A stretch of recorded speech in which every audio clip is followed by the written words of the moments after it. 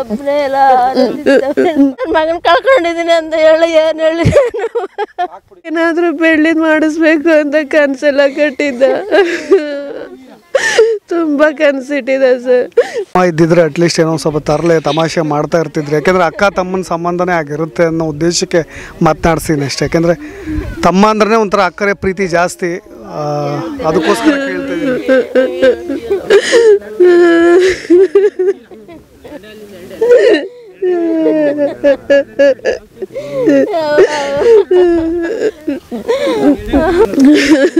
ಪ್ರತಿಯೊಂದು ಹೇಳ್ಕೊತಾ ಇದ್ದು ಸರ್. ದಿನ ಗಂಟೆಗಟ್ಟಲೆ ಮಾತಾಡ್ತಾ ಇದ್ದು ಇಬ್ರು ಫೋನಲ್ಲಿ.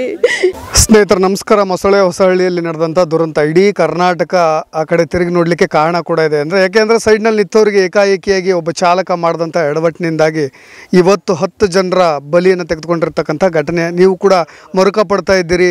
ಒಬ್ಬೊಬ್ಬ ಮಕ್ಕಳನ್ನು ಇಟ್ಕೊಂಡಿರ್ತಕ್ಕಂಥ ತಂದೆ ತಾಯಿಗಳ ನೋವು ಕೂಡ ಹೇಳ್ತಿರೋದಾಗಿದೆ. ಇವತ್ತು ಕಬ್ಬಿನಹಳ್ಳಿಯ ಗ್ರಾಮದಲ್ಲಿ ಒಂದೇ ಗ್ರಾಮದಲ್ಲಿ ಇಬ್ಬರು, ಒಬ್ಬ ಪ್ರವೀಣ್ ಕುಮಾರ್, ಇನ್ನೊಬ್ಬ ಕುಮಾರ್. ಈ ಪ್ರವೀಣ್ ಕುಮಾರ್ ಅವರ ಒಂದು ಕಾರ್ಯಕ್ರಮ, ಒಂದು 3 ದಿನದ ಕಾರ್ಯಕ್ರಮ, ಹಾಲು ತುಪ್ಪ ಕಾರ್ಯಕ್ರಮ ಶಾಸ್ತ್ರೋಕ್ತವಾಗಿ ನಡೀತಾ ಇದೆ. ನೀವು ನೋಡ್ತಾ ಇದ್ದೀರಾ. ತಾಯಿ ಕೂಡ ನೋವಿನಲ್ಲಿ ಕೂತ್ಕೊಂಡಿದ್ದಾರೆ, ತಂದೆನೂ ಕೂಡ ಇದ್ದಾರೆ. ಒಬ್ಬ ಮಗ ಅಂತ ಹೇಳಿದಾಗ ಬಹಳಷ್ಟು ನಿರೀಕ್ಷೆಗಳು ಕೂಡ ಸಹಜವಾಗಿ ಕಾಡ್ತಾ ಇರುತ್ತೆ ಎಲ್ರಿಗೂ ಕೂಡ. ತಂದೆ ತಾಯಿಯ ಆ ಪ್ರೀತಿ ಅಕ್ಕರೆ ಅದನ್ನು ನಾವು ಬಣ್ಣಿಸ್ಲಿಕ್ಕೆ ಅಸಾಧ್ಯ. ಬಡವರಾಗಿರಲಿ ಶ್ರೀಮಂತರಾಗಿರಲಿ ನಾನು ಯಾವಾಗಲೂ ಕೂಡ ಅದೇ ಮಾತನ್ನು ಹೇಳ್ತಾ ಇರ್ತೀನಿ, ಮತ್ತೆ ಅದೇ. ಯಾಕೆಂದರೆ ಎದೆ ಎತ್ತರಕ್ಕೆ ಬೆಳೆದ ಮಗನಿಗೆ ಆತ ತಮ್ಮ ಕೊನೆಗಾಲಕ್ಕೆ ಆತ ನಮಗೆ ಕೊಳ್ಳಿ ಇಡಲಿ ಅನ್ನೋ ಒಂದು ಕಾರಣಕ್ಕೋಸ್ಕರ ಅನೇಕ ಭರವಸೆಗಳೊಂದಿಗೆ ಇದ್ದಂಥ ತಂದೆ ತಾಯಿಗಳು ಈ ವಯಸ್ಸಿನಲ್ಲೇ ಆತನಿಗೆ ಕೊಳ್ಳಿ ಇಡೋ ಪರಿಸ್ಥಿತಿ ಇದೆಯಲ್ಲ, ಅದು ಯಾರಿಗೂ ಕೂಡ ಬರಬಾರ್ದು. ಅವರ ತಂದೆಯಲ್ಲಿ ನಿಂತಿದ್ದಾರೆ ಸರ್. 3 ದಿನದ ಕಾರ್ಯಕ್ರಮ ನಡೀತಾ ಇದೆ. ಮಗನನ್ನು ಈ ಕ್ಷಣದಲ್ಲಿ ಹೇಗೆ ನೆನಪು ಮಾಡ್ಕೊಳ್ತೀರಿ? ಅವತ್ತು ಆ ಥರದ ಒಬ್ಬ ಚಾಲಕ ಆ ಥರದ ಒಂದು ದೊಡ್ಡ ಎಡವಟ್ಟು ಮಾಡದೇ ಇದ್ದಿದ್ರೆ ಮಗ ನಿಮ್ಮನ್ನು ಬಿಟ್ಟು ಅಗಲ್ತಾ ಇರಲಿಲ್ಲ ಅನ್ನೋ ಮಾತನ್ನಂತರೂ ನಾನು ಹೇಳಬಲ್ಲೆ ಸರ್. ಕಳ್ಕೊಂಡಿದ್ದೇವೆ ಸರ್. ಒಬ್ಬ ಮಗನ ಕಳ್ಕೊಂಡು ಏನು ನೋವು ಅನ್ಭವಿಸೋಣ ಸರ್. ಮುಂದೆ ದಾರಿದೀಪ ಆಗ ಅಂತ ಕಳ್ಕೊಂಡಾಗ ಜೀವನ ತುಂಬ ಕಾರ್ಯಕ್ರಮ ಇದು. ಸಂಕಟ ಹೇಳ್ತಿರೋದು ಇದು ಬೇಜಾರು ಸಂಘ. ಏನು ಮಾಡ್ತಾ ಇದ್ದೆ ಸರ್ ಮಗ? ಏನು ಕೆಲಸ? ಮಗ ಮೆಕ್ಯಾನಿಕ್ ಮಾಡ್ತಿದ್ದೆ ಸರ್. ಮೆಕ್ಯಾನಿಕ್ ಕೆಲಸ. ಓದಿದ್ದು ಏನು ಓದಿದ್ದು ಸರ್? ಐ ಟಿ ಮಾಡಿದ್ದೆ ಸರ್. ಅವನು ಕೆಲಸ ಮಾಡ್ತಾ ಇದ್ದೆ ಸರ್. ಇಂಡಸ್ಟ್ರಿಯಲ್ಲಿ ಮಾಡ್ತಿದ್ದ. ದಿನಕ್ಕೆ 1ರಿಂದ 2,000 ಸಂಪಾದನೆ ಇತ್ತು. ಆ ಸಂಪಾದನೆ ನಮ್ಮ ಜೀವನ ಆಯ್ತು. ಜೀವನ ನಡೆಸೋಂಥದ್ದನ್ನೇ ಕಳ್ಕೊಂಡಿದ್ದೀವಿ. ಮುಂದೆ ಇವನ್ನ ನೋಡ್ತಾ ಇದ್ರೆ ನಾವು ಮಾಡ್ಬೇಕಂತ ಕಾರ್ಯ ನನ್ನ ಮಗನಿಗೆ ನಾವು ಮಾಡ್ತಿದ್ದೀವಲ್ಲ, ಈ ಸಂಕಟ ಯಾವ ಮೆತ್ತಬ್ಬ ತಂದೆಗೂ ಬರಬಾರ್ದು, ನನ್ನ ಹಿತೈಷಿಗಳಿಗೂ ಅದು ಶತ್ರುಗಳಿಗೂ ಯಾರಿಗೂ ಬರಬಾರ್ದು ಅಂತ ನೋವು ಕೊಟ್ಟೋಗಿದೆ ನಮ್ಮ ಮಗ. ಇದು ಯಾವ ರೀತಿ ಮರೆಯೋಕ್ಕಾಗದಂಥ ಕ್ಷಣ ಇದು. ಅವನು ವರ್ಷ ಪೂರ್ತಿ ಅವನು ಏನು ನಾವು ಸಾಯೋವರೆಗೂ ಅವನ ನೆನಪಲ್ಲೇ ಸಾಯ್ಬೇಕು ಹೊರತು ಮುಂದಿನ ಜೀವನ ಮಾಡೋದು ಭಾರಿ ಕಷ್ಟ ಇದೆ. ಮುಂದಿನ ಜೀವನ ತುಂಬ ಕಷ್ಟ ಇದೆ. ಇಷ್ಟು ಹೇಳೋಕ್ಕೆ ಇಷ್ಟಪಡ್ತೀನಿ ಸರ್. ಅಷ್ಟೇ, ನಾನು ತುಂಬ ಮಾತಾಡೋಕ್ಕೆ ಆಯ್ತಿಲ್ಲ. ನಿಮಗೆ ಅಟ್ಲೀಸ್ಟ್ ಯಾರಾದರೂ ಆಸರೆಗೆ ಅಂತ ಏನಾದರೂ ಜಮೀನು ಏನಾದರೂ ಇದೆಯಾ, ಅಥವಾ ಏನಾದರೂ ನಿಮ್ಮ ಅಣ್ಣ ತಮ್ಮಂದರು ಯಾರಾದರೂ ನಿಮಗೆ ಅಂತ ಸ್ವಲ್ಪ ಕೇರ್ ಮಾಡೋವಂಥ? ಇಲ್ಲ ಸರ್, ಯಾರೂ ಇಲ್ಲ. ಏನಿಲ್ಲ. ಇದೇ ಜಮೀನು, ಇದೇನಿದೆ ಇದೆ ಜಮೀನು, ಯಾವುದಿಲ್ಲ ಜಮೀನು. ಅವತ್ತು ಯಾರು ಕರೆ ಮಾಡಿದ್ರು ಸರ್ ನಿಮಗೆ ಈ ಥರದೊಂದು ಘಟನೆ ಆಯಿತು ಅಂತ? ಹೋಗಿರ್ತಂಥ ಹುಡುಗರು ಜೊತೆಲಿದ್ದಂಥವ್ರು ಆದ ಕ್ಷಣದಲ್ಲಿ ನಿಮಗೆ ಈ ರೀತಿ ಆಕ್ಸಿಡೆಂಟ್ ಆಗಿದೆ ಬನ್ನಿ ಅಂದರು.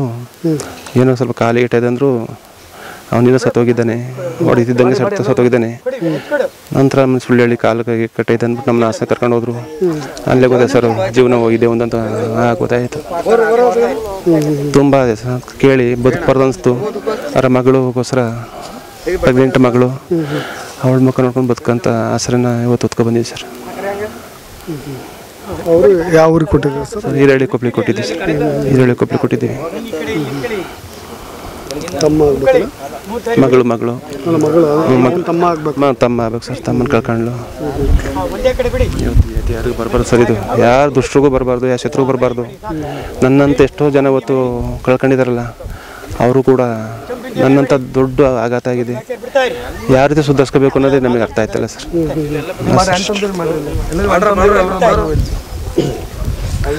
ಇಲ್ಲ, ಅವ್ರ ತಾಯಿ ನಿಂತಿದ್ದಾರೆ. ಒಂದೊಂದು ಮಾತುಗಳನ್ನ ಕೇಳ್ಬಿಡ್ತೀನಿ. ಅಮ್ಮ, ಇಂಥ ಕಾರ್ಯದಲ್ಲಿ ನಾವು ಡಿಸ್ಟರ್ಬ್ ಮಾಡಬಾರ್ದಿತ್ತು, ಸಾರಿ, ಕ್ಷಮೆ ಇರಲಿ.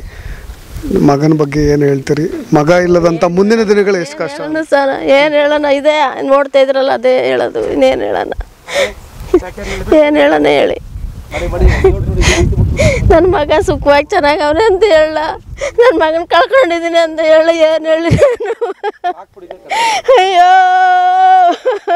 ನನ್ನ ಮಗ ಎಲ್ಲರ ಕೈಲೂ ಧೂಪ ಹಾಕಿಸಿ ಅಂತವ್ರೆ ಹಂಗಂತ ಹೇಳ ಸರ್ ನಾನು ಅದೆಲ್ಲ ನೋಡಿ ಅದನ್ನ ನೋಡಿ ನೀವೇ ನೋಡಿ ಇವತ್ತೆಲ್ಲರೂ ಸೇರಿಯೋದು ಎಲ್ಲರ ಕೈಲೂ ಧೂಪ ಹಾಕಿಸಿ ಅಂತವ್ರೆ ನಮಗೆ ಮಾಡೋದು ಅವನಿಗೆ ನಾವು ಮಾಡ್ತಾಯಿದ್ದೀವಿ ಸರ್ ನಮಗೆ ಅವನು ಮಾಡಬೇಕಾಗಿತ್ತು ಅವನಿಗೆ ನಾವು ಮಾಡ್ತಾಯಿದ್ದೀವಿ ಇದೇ ನಾನು ಹೇಳೋದಿದ್ದೇನು ಹೇಳಿ ನಾನು ಏನು ಹೇಳ್ರಪ್ಪ ನಮ್ಗೆ ಇದಾಗ್ತಾನೆ ನಮಗೆ ದುಡ್ದಾಗ್ತಾನೆ ಅಂತ ಹೇಳ ನಾನು ಯಾರಿಗೂ ಬೇಡ ಕಣ್ರಪ್ಪ ಇಂಥ ನೋವು ಯಾರಿಗೂ ಬೇಡ ನಮ್ಮ ಶತ್ರುಗೂ ಬೇಡ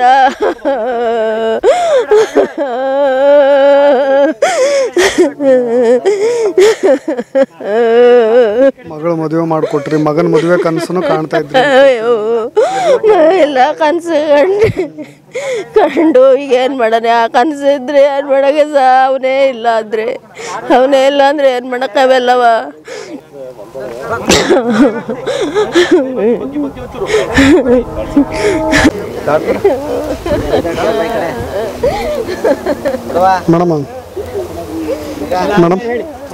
ಮೇಡಮ್ ಇದ್ದಿದ್ರೆ ಅಟ್ಲೀಸ್ಟ್ ಏನೋ ಸ್ವಲ್ಪ ತರಲೆ ತಮಾಷೆ ಮಾಡ್ತಾ ಇರ್ತಿದ್ರು ಯಾಕೆಂದರೆ ಅಕ್ಕ ತಮ್ಮನ ಸಂಬಂಧನೇ ಆಗಿರುತ್ತೆ ಅನ್ನೋ ಉದ್ದೇಶಕ್ಕೆ ಮಾತನಾಡ್ತೀನಿ ಅಷ್ಟೇ ಯಾಕೆಂದರೆ ತಮ್ಮ ಅಂದ್ರೆ ಒಂಥರ ಅಕ್ಕರೆ ಪ್ರೀತಿ ಜಾಸ್ತಿ ಅದಕ್ಕೋಸ್ಕರ ಕೇಳ್ತಾ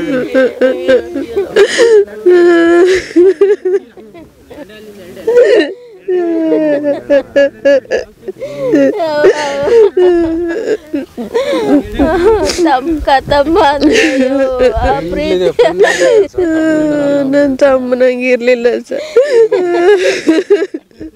ಪ್ರತಿಯೊಬ್ಬರು ಅಕ್ಕ ತಮ್ಮನ ಸಂಬಂಧ ಇದೆಯಲ್ಲ ಅವ್ರ ಒಂಥರ ಫ್ರೆಂಡ್ಶಿಪ್ ಏನೇ ಹೇಳೋದಿದ್ರು ಹಂಚ್ಕೊಳ್ಳೋದಿದ್ರು ಏನಾದ್ರು ಮನೆ ಸಮಸ್ಯೆಗಳಿದ್ರು ಎಲ್ಲವನ್ನೂ ಕೂಡ ಅಕ್ಕನ ಹತ್ರ ಹಂಚ್ಕೊಳ್ತಾರಲ್ಲ ಪ್ರತಿಯೊಂದು ಹೇಳ್ಕೊತಾ ಇದ್ರು ಸರ್ ದಿನ ಗಂಟೆಗಟ್ಟಲೆ ಮಾತಾಡ್ತಾ ಇದ್ರು ಇಬ್ರು ಫೋನಲ್ಲಿ ಏನೊಂದಾದ್ರೂ ಹೇಳೋನು ಏನೇ ಕಷ್ಟ ಸುಖ ಇದ್ರು ನಾನು ಅವನ ಹತ್ರನೇ ಹೇಳ್ಕೊತಿದ್ದು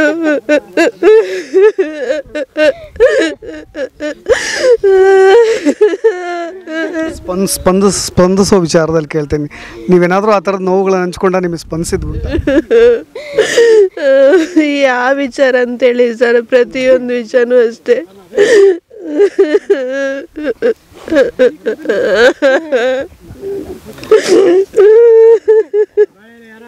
ಸುದ್ದಿ ಕೇಳಿದಾಗ ಇಲ್ಲೇ ಇದ್ರ ಅವರು ಬೆಂಗಳೂರಲ್ಲಿದ್ದೆ ನಾನು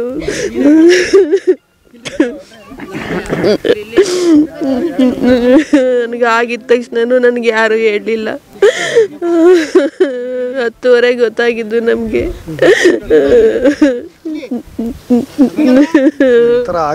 ಅಟ್ಲೀಸ್ಟ್ ಏನೋ ಸ್ವಲ್ಪ ಪೆಟ್ಟು ಬಿದ್ದಿದೆ ಅನ್ನೋ ಥರ ಸುಳ್ಳು ಹೇಳಿದ್ರು ನನಗೆ ಹಾಸ್ಪಿಟ್ಲಿಗೆ ಕರ್ಕೊಂಡು ಹೋಗೋರು ಏನೋ ಆಕ್ಸಿಡೆಂಟ್ ಆಗಿದೆ ಅಂತ ಹಿಂಗೆ ಅಂತ ಹೇಳಲಿಲ್ಲ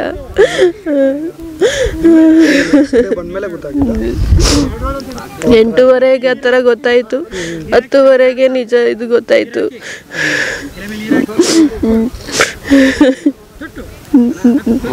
ಹೆಂಗೆ ಸರ್ ಅವನಿಲ್ಲ ಅನ್ನೋದನ್ನ ಕೇಳಿ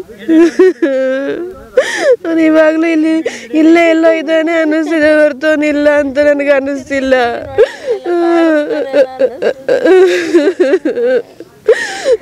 ಎಲ್ಲೋದ್ರು ನನ್ನ ಜೊತೆ ಬರ್ತಾ ಇದ್ದ ಎಲ್ಲೂ ಬಿಟ್ಟು ಹೋಗ್ಬೇಡ ನನ್ನ ಅಂತ ಇದ್ದ ನಾನೇನೇ ತಿಂದ್ರು ಅಕ್ಕ ನನಗೆ ಕೊಡದೆ ಹೆಂಗೆ ತಿಂತೀಯ ನೀನು ಅಂತಿದ್ದ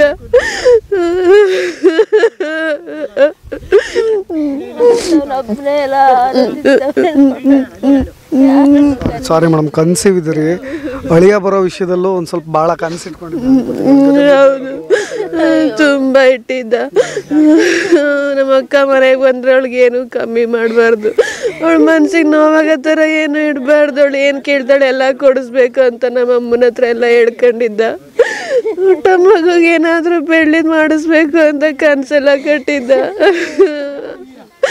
ತುಂಬ ಕನಸಿಟ್ಟಿದ್ದ ಸರ್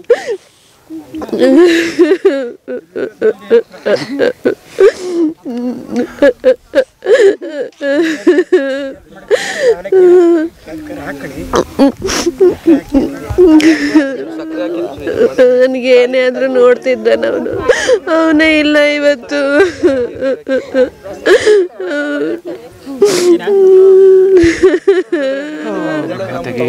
ನಮ್ಮಪ್ಪ ನಮ್ಮಮ್ಮ ಅವನಿಲ್ದ ಅವ್ನಿಗೆ ಕ್ಷಣ ಇರ್ತಿರ್ಲಿಲ್ಲ ಸರ್. ನಾನು ಇಲ್ಲ ಅಂದರೂ ಇರ್ತಾಯಿದ್ರು. ಅವ್ನ ಮನೆಗೆ ಬರೋ ಟೈಮ್ ಬಿಟ್ಟು 10 ನಿಮಿಷ ಲೇಟ್ ಆದರು. ಫೋನ್ ಮಾಡೋವ್ರಿಗೂ ಬಿಡ್ತಾ ಇರಲಿಲ್ಲ ಅವರು. ನಾನು ಹೊರಗಡೆನೇ ಬೆಳೆದಿದ್ದು. ಅವ್ನು 25 ವರ್ಷದಿಂದ ನಮ್ಮಪ್ಪ ನಮ್ಮಮ್ಮನ ಜೊತೆ ಬೆಳೆದವನು. ನಾನು ಇಷ್ಟು 27 ವರ್ಷ, ನನಗೆ ಇವಾಗ 27 ವರ್ಷನೂ ನಾನು ಹೊರಗಡೆನೇ ಬೆಳೆದಿದ್ದು. ನನ್ನನ್ನು ಗಂಡು ಥರ ಸಾಕಿ ಅವನನ್ನ ಹೆಣ್ಮಗು ಥರ ಮನೇಲಿ ಇಟ್ಕೊಂಡು ಪ್ರತಿಯೊಂದು. ನಾನಿಲ್ಲ ಅಂದ್ರೆ ಅವನು ಇರ್ತಾ ಇರಲಿಲ್ಲ.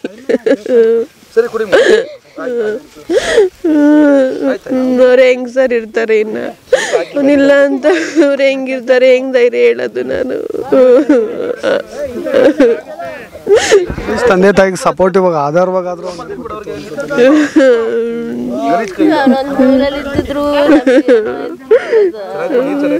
ನಮ್ಮಪ್ಪನೇ ಸಾಕವ್ರು ಸರ್ ಅವನ್ನ. ಅವನಿಗೆ ಇಷ್ಟು ವರ್ಷ ನಮ್ಮಪ್ಪ ಯಾವುದೇ ಥರ ಜವಾಬ್ದಾರಿ ಕೊಡದೆ ನೋಡ್ಕೊಂಡಿದ್ರು.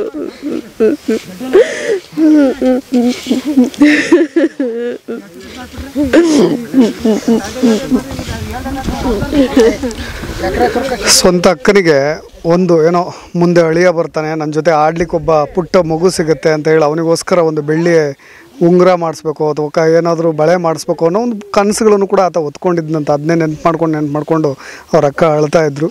ಅಟ್ಲೀಸ್ಟು ಈ ಒಬ್ಬನೇ ಮಕ್ಕಳಿದ್ದಾಗ ಈ ತಂದೆ ತಾಯಿಗಳಿಗಿದೆಯಲ್ಲ, ದೇವರು ಎಲ್ಲೋ ಒಂದು ಕಡೆ ಅಟ್ಲೀಸ್ಟ್ ಒಂದು ಮರುಕನ ಅನುಕಂಪನ ತೋರಿಸಿದ್ರೆ, ಕರುಣೆ ತೋರಿಸಿದ್ರೆ ಏನಾದರೂ ಅವ್ರ ಕುಟುಂಬದ ಪಾಲಿಗೆ ಒಂದು ಸ್ವಲ್ಪ ಆಸರೆ ಆಗ್ತಿತ್ತೇನೋ. ನೋಡಿ, ಒಬ್ಬನೇ ಮಗ, ಇವ್ರಿಗೂ ಕೂಡ ಮದುವೆಯಾಗಿ ಇನ್ನೊಂದು ಕಡೆ ಇರ್ತಾರೆ. ಕೊನೆಯವರೆಗೂ ಕೂಡ ಅವರು ಒಂದು ರೀತಿಯಾಗಿ ಒಂಥರ ಅನಾಥ ಭಾವ ಅಂದರೆ ತಪ್ಪಾಗಲಿಕ್ಕಿಲ್ಲ. ಅದೇ ರೀತಿಯಾಗಿ ಅವ್ರ ಜೀವನವನ್ನು ದೂಡೋದಿದೆಯಲ್ಲ, ಅದು ಒಂದು ದೊಡ್ಡ ಶಾಪ ಅನಿಸ್ಬಿಡುತ್ತೆ ಆ ದೇವರಿಂದ. ಅವ್ರಿಗೆ, ಕುಟುಂಬದವ್ರಿಗೆ ಇನ್ನೊಂದಿಷ್ಟು ಆತ್ಮಸ್ಥೈರ್ಯವನ್ನು ಕೊಡ್ತಕ್ಕಂಥ ಕೆಲಸ ಭಗವಂತನೇ ಮಾಡಬೇಕು. ಅವ್ರ ಕುಟುಂಬದವ್ರು ಎಷ್ಟೇ ಜೊತೆಯಾಗಿ ನಿಂತರೂ ಕೂಡ ಮನಸ್ಸಿಗೆ ಮತ್ತೆ ಅದೇ ನೆನಪುಗಳು ಕೊರಗು ಕಾಡ್ತಾನೆ ಇರುತ್ತೆ. ಅದಕ್ಕೆ ಮತ್ತೆ ನಾವು ಯಾವ ಪದಗಳಿಂದ ಅದನ್ನು ತುಂಬಲಿಕ್ಕೂ ಕೂಡ ಅಸಾಧ್ಯವಾಗುತ್ತೆ. ಸ್ನೇಹಿತರೆ, ಈ ಘಟನೆ ಎಲ್ಲೋ ಒಂದು ಕಡೆ ನೋಡಿ, ನಾವು ಇದನ್ನು ಪಾಠ ಅಂತ ಅಂದ್ಕೊಳ್ಬೇಕು, ಇಲ್ಲ ಗಣೇಶನ ಉತ್ಸವ ನಡೀತಾ ಇರಬೇಕಾದ್ರೆ ಸೈಡ್ ನಿಂತ್ಕೋಬೇಕಿತ್ತು ಅಂದ್ಕೋಬೇಕು, ಅಥವಾ ಪೊಲೀಸ್ನವರು ಇದ್ದು ಸರಿಯಾದಂಥ ಕ್ರಮಗಳನ್ನು ತೆಗೆದುಕೊಳ್ಬೇಕು ಅಂದ್ಕೋಬೇಕು, ಅಥವಾ ಈ ಡ್ರೈವರ್ಗಳು ಚಾಲನೆ ಮಾಡಬೇಕಾದ್ರೆ ವಾಹನ ಚಲಾಯಿಸ್ಬೇಕಾದ್ರೆ ಸ್ವಲ್ಪ ಎಚ್ಚರಿಕೆಯನ್ನು ಇಟ್ಕೊಂಡು ವಾಹನ ಚಲಾಯಿಸಬೇಕು, ಪಾನಮತ್ತರಾಗಿ ವಾಹನವನ್ನು ಚಲಾಯಿಸಬಾರ್ದು ಅಂತ ಅವ್ರಿಗೆ ಪಾಠ ಹೇಳಬೇಕು. 100 ಪ್ರಶ್ನೆಗಳು ಕಾಡುತ್ತೆ, ಮತ್ತೆ ಅದೇ ಪ್ರಶ್ನಾರ್ಥಕವಾಗಿ ಉಳಿಯುತ್ತೆ. ನಿಮ್ಮ ಅಭಿಪ್ರಾಯ ಏನೋ ಅದನ್ನು ಕೂಡ ಕಮೆಂಟ್ಸ್ನಲ್ಲಿ ತಿಳಿಸ್ಬೋದು ಅಂತ ಹೇಳ್ತಾ ಇನ್ನಷ್ಟು ಅಪ್ಡೇಟ್ಸ್ಗಳೊಂದಿಗೆ ಮತ್ತೆ ಬರ್ತೀನಿ. ನಾನು ರಾಕೇಶ್ ಆರುಂಡಿ. ಧನ್ಯವಾದ.